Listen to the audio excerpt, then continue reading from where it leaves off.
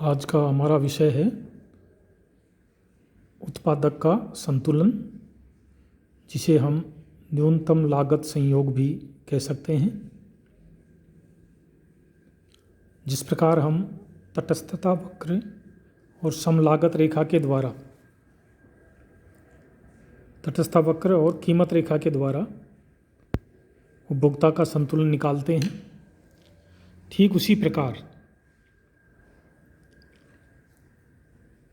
समोत्पत्ति वक्र एवं समलागत रेखा के द्वारा हम एक उत्पादक के संतुलन बिंदु को निकाल सकते हैं।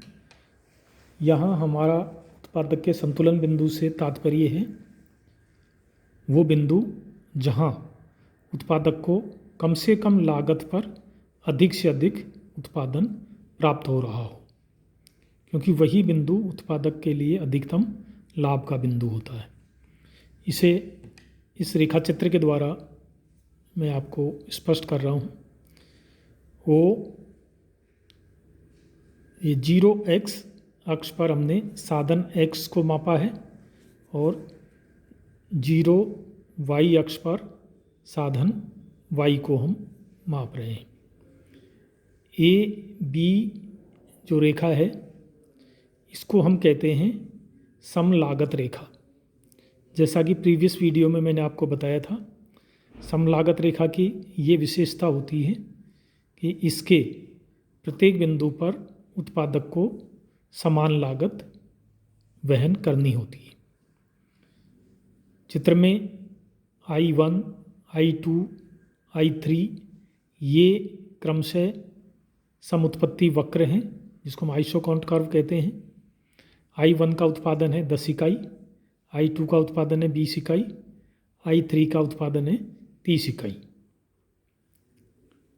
तो जिस प्रकार तटस्थता वक्र में हम उपभोक्ता का संतुलन देखते हैं, लगभग वही स्थिति यहाँ पे होती है। यानी जिस बिंदु पर समलागत रेखा तथा आइसोकाउंट कर्व एक दूसरे को स्पर्श करेंगे, वहाँ उत्पादक का न्यूनतम लागत का संयोग होता है, जिसे हम उत्पादक का संतुलन बिंदु कहते हैं। इस रेखा चित्र में आप देख रहे हैं बिंदु S जहाँ पर समलागत रेखा AB तथा आइसोकाउंट कर्व I2 S बिंदु पर स्पर्श करता है। इसका तात्पर्य ये है कि यहाँ उत्पादक संतुलन में होगा। वो X साधन की 0x एवं Y साधन की 0y मात्रा का उपयोग करके किसी वस्तु की 20 इकाइयाँ उत्पादित कर सकता है।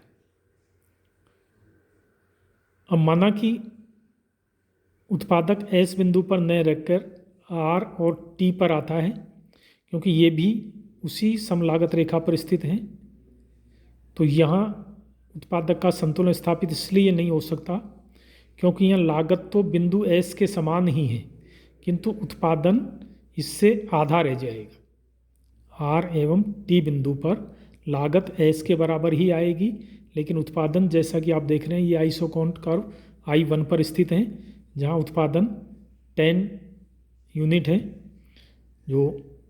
जबकि S पर उत्पादन 20 यूनिट्स है। तो यहाँ इसको हम आर्थिक दृष्टि से उपयुक्त नहीं मान सकते। अतः निष्कर्षतः हम ये कह सकते हैं कि एक उत्पादक का संतुलन वहाँ होगा जहाँ समलागत रेखा तथा समोत्पत्ति वक्र एक दूसरे को स्पर्श करेंगे।